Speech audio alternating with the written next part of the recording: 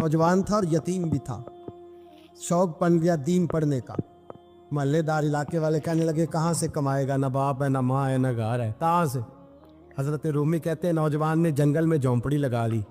वहाँ वो सुबह मदरसे जाता, शाम को जंगल में रहता, वहाँ अल्लाह अल्लाह करता, सबक याद करता। एक दिन बादशाह की बेटी रास्ता भूल गई, जंगल में आई सहेलियों के साथ, बॉडीगार्ड भी साथ थे पर रास्ता भूल गई। खोती खोती शाम हो गई, ऐसी खोई कि जब रात गहरी हो गई तो आके उस नौजवान के पास रुकी और चिल्लाने लगी। शेर के दहाड़ने की आवाज आती है, भेड़िए के बोलने की आवाज आती है। नौजवान अकेला, सहेलियां बिछड़ गई, गार्ड बिछड़ गए। कहने लगी मैं परेशान हूँ, मुझे जगह मिल जाएगी। नौजवान कहता मैंने शहजादी देखी और मुझे भी पता था कि घर एक ही है और आग को अंदर से दरवाजा भी बंद करना पड़ता है, जंगल जानवर भी आ जाते। कहते मेरी छोटी सी कुटिया में झोंपड़ी में वो आई, रो के कहने लगी सहारा कोई नहीं, अगर मैं पीछे निकलूंगी तो भेड़िए खा जाएगा। कहते मैंने उसे जगह दे दी। अकेली औरत, चिराग जल रहा है, सबक याद कर रहा हूँ। मेरे नबी पाक ने फरमाया जहाँ मर्द औरत अकेले हो तीसरा शैतान होता है। और शहजादी, वो बच्चा कहता है सबक याद करता रहा सारी रात। वो बच्ची को कहा सो जा, पर वो कहती है नींद मुझे भी कहाँ आई। ऐसे मौक़ों पर नींद, सारी रात सबक याद करता। थोड़ी थोड़ी देर के बाद चिराग जलता तो उस पर उंगली रखता, हाथ जलता तो पीछे खींचने, फिर दूसरी उंगली रखता, थोड़ी देर के बाद जलता तो खींचने, हाथ सारा जल गया। सुबह किरणें चमकी तो कहने लगा चल निकल जा, दौड़ जा, बस बड़ा सब्र का इम्तिहान हो गया, चली जा। शहजादी बाहर निकली, सिपाही ढूंढ रहे थे। बादशाह खुद जंगल में निकला हुआ था, मेरी बेटी मिल गई। बादशाह तन्हाई में जाके कहने लगा बेटा मैं दुनिया को बताऊंगा कि मेरी बेटी खोई नहीं थी, सिपाही साथ ही थे। ये बड़ा मुश्किल होता है, बेटी तो भूल के भी रात कहीं रह पड़े तो लोग जीने नहीं देते, तो बेटा मुश्किल हो जाएगा मेरे लिए। कहाँ थी? उसने कहा नेक नौजवान के पास। उसने कहा बेटा मैं तो तेरी बात मानूंगा पर दुनिया नहीं मानेगी। अगर उस नौजवान ने किसी को बता दिया कि तू उसके पास थी तो फिर लोग मेरा जीना मुहाल कर देंगे। बेटा मैं मर जाऊंगा, मेरी मजबूरी ये है कि वो कहीं राज ना उगल दे वो नौजवान, उसे कत्ल करना पड़ेगा। औरत ने मिन्नतें की, उस बेटी ने कहा मेरे मौसम को मारोगे, रोई। और वो कहने लगा मैं बादशाह, वो मेरा अपना वकार है, मैं उसको छोड़ नहीं सकता। गिरफ्तार कर लाए सिपाही। वक़्त तय हो गया सजा का। अकेले कारकोशरी में रखा गया, जो उसके खास एतबार वाले थे उनकी ड्यूटी लगाई। बादशाह ने बुलाया, पहले बिलम आया। औरत कहने लगी, बेटी कहने लगी एक दफा तो बुलाओ ना, एक सवाल बस पर्दे में रह के पूछना है और फिर जो आपका जी चाहे मेरे मौसम को मारना तो है, तो मर्जी आपकी। सामने खड़ा किया, नौजवान पर्दे के पीछे, औरत खड़ी हो गई। बादशाह बीच बैठ गया। बीबी कहने लगी सारी रात बेदार मैं भी रही, सोया तू भी नहीं। वो जो तू चिराग के करीब हाथ लगा के जलाता था वो समझ नहीं आई। नौजवान रो पड़ा, कहने लगा क्या करूं, मैंने रसूलुल्लाह का दीन पढ़ा है, क्या करूं, मैंने हुजूर का दीन पढ़ा है। मैंने पढ़ा है कि जानी को सबसे नीचे दोज़ख के सबसे निचले दर्जे में जलाया जाए, उसे जहन्नमियों का पीप और रेशा पिलाया जाए, कंद खिलाया जाए। ये रवायतें पड़ी हुई थी। थोड़ी थोड़ी देर के बाद शैतान मुझे कहता था बदकारी कर ले। मैं अपना हाथ उसी वक्त जब शैतान मशवरा देता तो मैं आग पे करता। मैं कहता अगर ये बर्दाश्त हो गई तो वो भी हो जाए। जब हाथ जलता तो मैं समझ जाता नहीं तुझसे तो ये नहीं बर्दाश्त होती तो वो कैसे हो। फिर मुझे शैतान मशवरा देता कोई देख नहीं रहा तो बुलाने नहीं गया, खुद आई, मैं दूसरी उंगली लगा देता। मैंने हाथ जलाया और मैं समझ गया जब छोटे से चिराग की इतनी सी शमा की आग नहीं बर्दाश्त होती तो दोज़ख कैसे बर्दाश्त होगी। कहता मैं बाज आया। बादशाह ने ये कहानी सुनी, लफ्ज सुने तो चीख मार के रोया। कहने लगा ओ तालिब इल्म, तू तो मेरे नबी का सच्चा गुलाम है और मेरे रसूल के जो सच्चे गुलाम होते हैं उन्हें फांसियां नहीं दी जाती, उन्हें तख्त पर बिठाया जाता है। अब तुझे सजा नहीं होगी बल्कि मैं अपनी बेटी का निकाह तेरे साथ करूंगा और मेरे बाद इस सल्तनत का बादशाह भी तू ही बनेगा। अब वो नौजवान वहां नारे लगा रहा है, कहता लोगों तुम मुझे कहते थे दीन से क्या मिलता है, दीन से तो अल्लाह तख्त व ताज भी अता फरमा देता है। अगर नौजवान शर्मो हया वाले बन के रहे अल्लाह सारी इज्जतें दे देगा। देखे ना अल्लाह के फजल से इज्जत मिलती है और जब कोई इज्जतदारों जैसा काम ही ना करे। एक बात और अर्ज करनी है पर वक्त थोड़ा रह गया। जवानों, मैं ना जब कभी परेशान होता हूँ ना तो मैं ये वाली बात खोल के पढ़ता हूँ वाला, ये बात ढारस बनाती है, ढारस توانائی دیتی ہے, پورا مضمون باندھا ہے. اعلیٰ حضرت کہتے ہیں بہروپیہ تھا, مداری, روپ بدل بدل کے دکھایا کرتا تھا, بادشاہوں سے انعام لیتا تھا. ایک دن اورنگزیب عالمگیر کے پاس آ گیا, کہنے لگا میں روپ بدلوں گا, اگر آپ پہچان نہ سکے تو میں انعام لوں گا. آپ نے فرمایا میں کوئی ایسے ویسا بادشاہ نہیں, کہا مجھے دھوکہ دینا مشکل ہے. کہا نہیں, میں روپ بدلوں گا. حضرت اورنگزیب عالمگیر بڑے نیک بادشاہ گزرے, بڑے پرہیزگار. وہ بہروپیہ کہنے لگا میں روپ بدلوں گا, آپ نہیں پہچان سکیں گے. فرمایا چل جتنا تیرے اندر زور ہے لگا لے.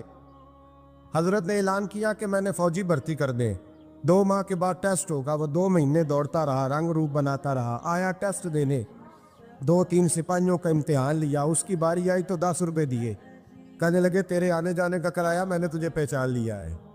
کچھ دنوں کے بعد جانے لگے سفر پر, تو بھکاری آ گئے خیرات مانگنے. اس نے بھی سارے منہ پر سیاہی مال لی, کپڑے پھاڑ لیے, سر کے بال مڈا لیے, پگے تک کٹا لی, بدرنگ ہو کے آیا. کاسا آگے کیا تو حضرت نے 10 روپے ڈالے, کہنے لگے تیرے آنے جانے کا کرایہ میں نے پہچان لیا ہے. کچھ دن گزرے تو ٹیچر کی ضرورت تھی. اس نے مونچھیں بڑی کر لی, داڑھی نکلی لگا لی, سر پہ جنا کیپ پہن لی, ایک شیروانی لے لی اور ہاتھ میں چھڑی پکڑ کے آیا. کہنے لگا میں استاد ہوں, 2-4 بندوں کا امتحان لیا, اس کی باری آئی تو 5 روپے دیے, 10 روپے دیے, کا تیرا کرایہ میں نے پہچان لیا. 2 سال گزر گئے. وہ جب بھی آتا حضرت پہچان لیتے. ایک دن سفر پہ جا رہے تھے, بہت بڑا لشکر تھا, جہاد کرنے جا رہے تھے اورنگزیب عالمگیر. تو دیکھا ایک پہاڑی ہے, پہاڑی پہ لوگ جا بھی رہے ہیں آ بھی رہے. اورنگزیب عالمگیر پوچھنے لگے یہاں کیا ہے؟ کہنے لگے بابا جی بیٹھے ہیں دعا کرتے ہیں, اللہ کے نیک بندے ہیں. اورنگزیب کہنے لگے یار پرانے لوگ سارے ہی اللہ والوں کو مانتے, یہ بھی مصیبت آئی ہے جتنی نہیں آئی ہے, سارے لوگ ہی مانتے. کہنے لگے ذرا میں دعا نہ کرا لوں, بچے کام جا رہا ہوں. اورنگزیب بادشاہ تھے, بادشاہ لوگ نازک مزاج ہوتے ہیں. گھوڑے سے اترے, بڑی مشکل سے پہاڑی پہ چڑھے, اوپر گئے تو لائن لگی ہے, بابا جی غار میں بیٹھے. کہنے لگے میں نے ملنا ہے, میں اورنگزیب ہوں. انہوں نے کہا ہمارا بابا اس طرح کا پیر نہیں کہ امیر آئے تو رنگ اور ہو, غریب آئے تو اور ہو. یہاں اگر ملنا ہے تو لائن میں لگ جاؤ, سب ایک جیسے.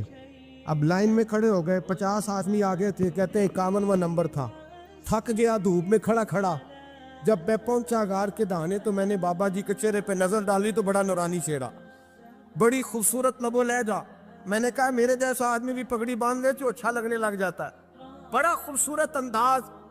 کہتے ہیں میں ان کے پاس اتحیات کی حالت میں بیٹھ گیا. میں نے کہا حضور میں جا رہا ہوں جہاد کرنے, دعا کرنا. بزرگوں نے ہاتھ اٹھائے, اللہ اس کی مدد فرما, دین کو غلبہ عطا فرما, اسے دین کا سچا پکا سپاہی بنا. پھر تھپکی دی, 2-4 نصیحتیں نکال ڈالی, دیکھنا ظلم نہ کرنا, زیادتی نہ کرنا, جب تو جیت کر نہ کرنا, غرور نہ کرنا, نصیحتیں بھی کر دی. کہتے ہیں اب جب میں اٹھا تو 2-4 دینار بطور نذرانہ مسلح کے نیچے رکھے, اور الٹے قدم جب میں غار سے اترا انہوں نے رومال جاڑا اور اٹھ کے کھڑے ہو گئے. کہنے لگے آج نہیں تو نے پہچانا, آج نہیں تو نے پہچانا, میرا ہی نام بنتا ہے, آج نہیں پہچانا, لا پیسے. اورنگزیب کہنے لگا یار تو نے حد کر دی, کہاں چڑھا کہاں کھڑا رہا, دھوپ میں تھک گیا, کمال کر دی بھائی تو نے. بتا تو کیا لے گا, اب تو جلدی بتا, وہ کتنے لوگ پیچھے دھوپ میں کھڑے ہیں, لشکر سارا کھڑا ہے, کیا لے گا؟ اس نے کہا سب سے قیمتی ہیرے وہ ہے جو تیرے سر کے تاج میں لگے ہوئے, مجھے تیرا تاج چاہیے.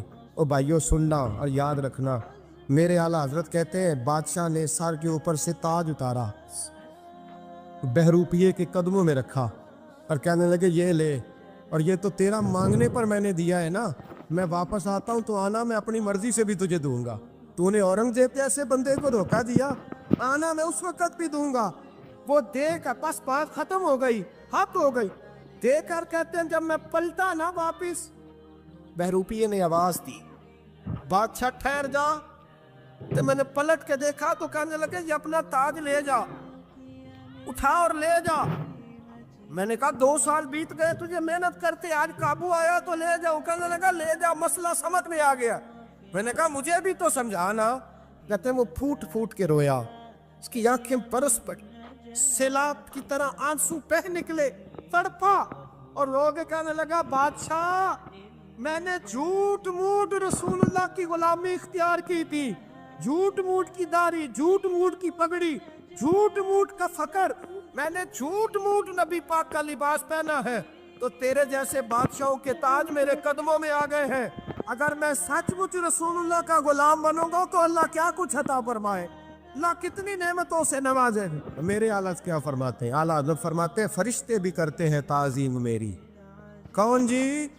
अल्लाह। ऐसा अकीदा भी कम मिलेगा जो बरेली के इमाम का अकीदा है, ऐसा भी कम। कहते हैं फरिश्ते भी करते हैं ताज़ीम मेरी। क्यों? फरमाने लगे फिदा हो के उन पर ये इज्जत मिली। बगदाद के एक दरवेश आलिम थे, तो वो जब भी नमाज पढ़ाते ना तो किसी ताजर की 2 बीवियों के बारे में दुआ मांगते। तो जो है मेरी बात पर, नमाज पढ़ाते तो कहते अल्लाह उस ताजर की 2 बीवियों को अपनी ख़ास रहमतें अता फरमा। एक दिन लोग उनके गिर्द इकट्ठे हो गए, कहने लगे बाबा जी बताएं तो सही वो बीवियाँ कौन थी जिनके लिए आप दुआ मांगते। तो फरमाने लगे मेरे शहर का एक ताजर था, बहुत बड़ा ताजर था, मालदार था पर बे औलाद था। उसे बगदाद से मुल्क शाम जाना पड़ता था तिजारत करने, और कई कई महीने उसे शाम के मुल्क में रहना पड़ता था। उसने इस तरह किया कि वहाँ भी एक शादी कर ली। तो जो है ना मेरी बात पर, क्या कर लिया उसने? दूसरी शादी करना मर्द के लिए जायज़ है, तीसरी करना भी, चौथी करना भी भैया का वक्त, मगर अगर इंसाफ कर सके तो। अगर चारों में हम ना आधा मसला सुनते हैं और आधा ही बयान करते हैं, अगर इंसाफ ना कर सके फिर उसके लिए 4 जायज़, फिर वो एक ही रखेगा। तो अजीज़ दोस्त, दूसरा निकाह कर लिया, शादी हो गई। अब वो वहाँ कुछ ज़्यादा वक्त गुजारने लगा, मालदार आदमी था, बीवी को मकान भी लेके दे दिया। अब वो जरा देर से आता वापिस, और जब आता भी तो उसके वो वाले अंदाज ना होते जो पहले हुआ करते थे। अब बीवी से बड़ा जासूस भी कोई नहीं होता, उसको तो पहले पता चल जाता है कि माजरा क्या है, उसे बड़ी खबर होती है। तो उसने महसूस कर लिया कि बदले बदले से मेरी सरकार नज़र आते। वो कहने लगी अब के जब आता जाता है तो इसके हालात कुछ बदले बदले से हैं, माहौल कुछ और है।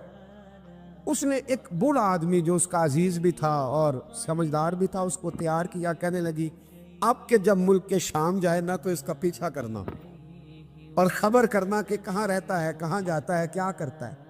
वो बूढ़े बुजुर्ग जो थे वो खातून के कहने पर कुछ उसने किराया भी दिया। वो उस ताजर के पीछे गए और वापस आके ख़बर दी। कहने लगे कि ये तो 2-3 साल बीत गए, इसने वहाँ भी शादी की हुई है, तुझे बताया ही नहीं। बीवी बड़ी समझदार थी, हौसला मंजीरत, उसने शोर नहीं मचाया। उसने कहा कि मैं ना अब जब आएगा ना तो तरीके से बात करूँगी और पूछूंगी कि ऐसा क्यों किया। और ये भी उसने आके बताया कि अगर तेरे साथ निकाह के बाद उसे औलाद नहीं मिली तो औलाद वहाँ भी कोई नहीं, कि मुकम्मल तफसीलात। अब जब इस दफ़ा खामद आया तो आते ही वो बीमार हो गया, कमज़ोर होने लगा। अब खातून ने मुनासिब नहीं समझा कि आते ही धड़ाम से मैं उसके सर पर ये बुत ये छोड़ दूँ कि तूने निकाह किया हुआ है और मुझे बताया नहीं। वो जरा तसल्ली में रही, कुछ वो बीमार था, हौसला रखा, खिदमत करती रही। कुछ दिन गुजरे तो वो ताजर इंतकाल कर गया, फौत हो गया। अब राज खोल न सका, इद्दत गुजारी, और जब सारा माल जमा किया ना तो अशरफियों की बोरियां भर गई। सारा माल उस बीबी का, 4 बोरियों में अशरफियां, 4। यहाँ तो पेट का दोज़ख है, माज़ अल्लाह भरता ही नहीं। हाल में मज़ीद, हाल में मज़ीद। वो जो कहते थे ना कि बस बाहर चला जाऊँ और बाहर मैं कुछ थोड़े से पैसे कमा के 2-3 साल में लौट आऊँगा, फिर यहाँ आके कोई कारोबार करूँगा, वो गए हैं तो वापस नहीं आए। वो जो कहते थे ना बस मैंने इतना सा कारोबार करना है कि मकान बन जाए, उन्होंने 4 मकान भी बना लिए हैं, लेकिन ब्रेक हल में मज़ीद की दौड़ है। अब 4 बोरियां उस औरत ने छुपाए रखी। कोई बंदा नहीं जानता बगदाद में कि मुल्क के शाम में ताजर की दूसरी बीवी भी है। जब वो फारिग हुई तो उसने उस बूढ़े जासूस को फिर बुलाया और 2 बोरियां ऊंट पे रखी, खुद भी साथ बैठी और मुल्क के शाम गई। अल्लाह अकबर। वह बुजुर्ग कहते हैं मैं ऐसे नहीं दुआ करता। उसको जाके कहने लगी मैं अकेली वारिस नहीं हूँ, आधे की वारिस तू भी है।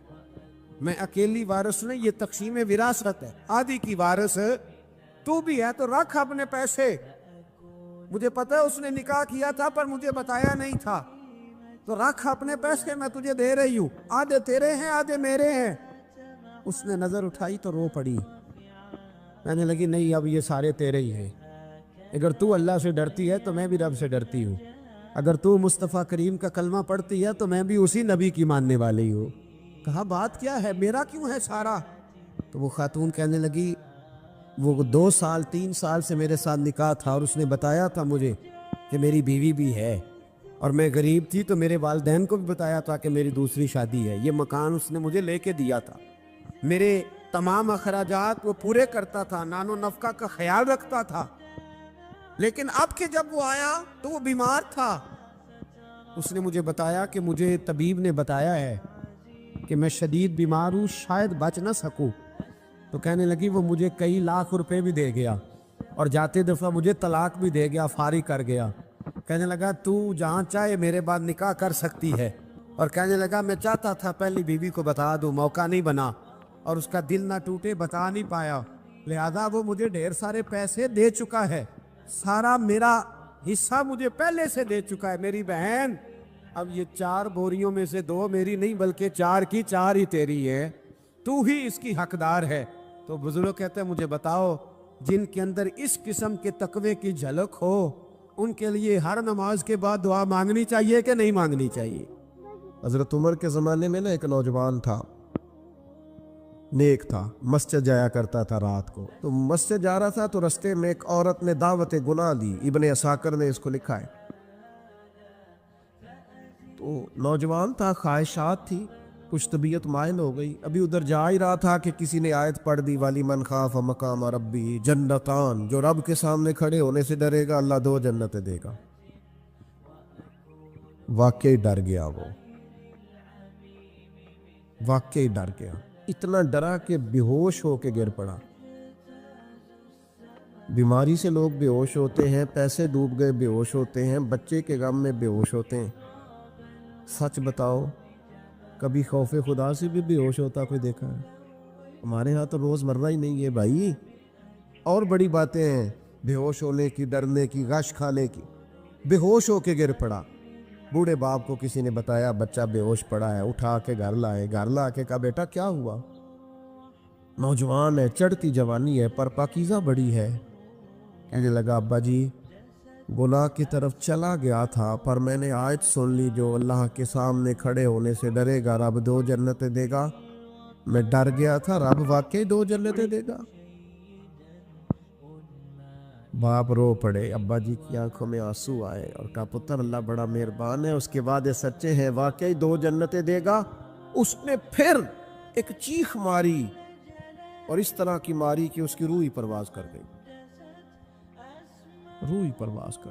کشتگان خنجر تسلیم را، عشق کی خنجر سے قتل ہو گئے لوگ۔ صبح حضرت عمر کو پتا چلا کہ انہوں نے تو رات جنازہ بھی پڑھ دیا، تدفین بھی کر دی۔ جناب عمر فرمانے لگے اتنا نیک نوجوان خوف خدا سے دنیا سے چلا گیا، مجھے کیوں نہیں بلایا میں جنازہ پڑھتا؟ فاروق اعظم فرما رہے ہیں میرا شوق تھا میں اس کا جنازہ پڑھتا۔ کہ حضور چنانچہ شہزادی ڈری ہوئی تھی اور رات گزارنے کے لیے اسی چور کے پاس ٹھہر گئی۔ شیطان نے چور کو بہت بہکایا، نفس نے بھی اسے گناہ کی طرف بلایا، مگر اس کے دل میں اللہ کا خوف جاگ اٹھا۔ اس نے اپنے نفس کو قابو میں رکھا اور سوچا کہ اگر آج میں نے کسی کی عزت لوٹ لی تو قیامت کے دن اللہ کو کیا جواب دوں گا۔ چنانچہ اس نے پوری رات اپنے آپ کو گناہ سے بچائے رکھا اور شہزادی کی عزت کی حفاظت کی۔ صبح جب یہ بات بادشاہ تک پہنچی تو بادشاہ کو یقین نہ آیا۔ اس نے غصے میں آ کر چور کو دربار میں بلایا اور کہا میں بادشاہ ہوں، اگر تم نے میری بیٹی کے ساتھ کوئی غلط کام کیا ہوگا تو میں تمہیں سخت سزا دوں گا۔ مگر جب تحقیق کی گئی تو حقیقت سامنے آئی، اس چور نے تنہائی اور موقع ہونے کے باوجود بھی شہزادی کی عزت کو ہاتھ نہیں لگایا بلکہ اس کی حفاظت کی۔ یہ سن کر بادشاہ حیران رہ گیا، اس کا دل نرم ہو گیا۔ اس نے چور کو معاف کر دیا، اور جو شخص گناہ کرنے کا پورا موقع ہونے کے باوجود اللہ کے خوف سے رک جائے وہ عام انسان نہیں ہوتا۔ چنانچہ بادشاہ نے اسے معاف کر کے عزت دی، دربار میں جگہ دی اور کہا کہ ایسا آدمی دراصل سچا اور باکردار انسان ہے۔ اس واقعے سے ہمیں یہ سبق ملتا ہے کہ اصل بہادری نفس کو قابو میں رکھنا ہے۔ گناہ کے موقع تو ہر انسان کو ملتے ہیں لیکن اللہ کا خوف رکھنے والا ہی سچا مومن ہوتا ہے۔ जो शख्स तन्हाई में भी अल्लाह से डरता है, अल्लाह ताला दुनिया और आखिरत में इसकी इज़्ज़त बुलंद कर देता है। दोस्तों, अगर वीडियो अच्छी लगी तो वीडियो को लाइक और चैनल को ज़रूर सब्सक्राइब कर दिया करें। हम लाएंगे आप लोगों के लिए इस तरह की इस्लामी वीडियो। शुक्रिया।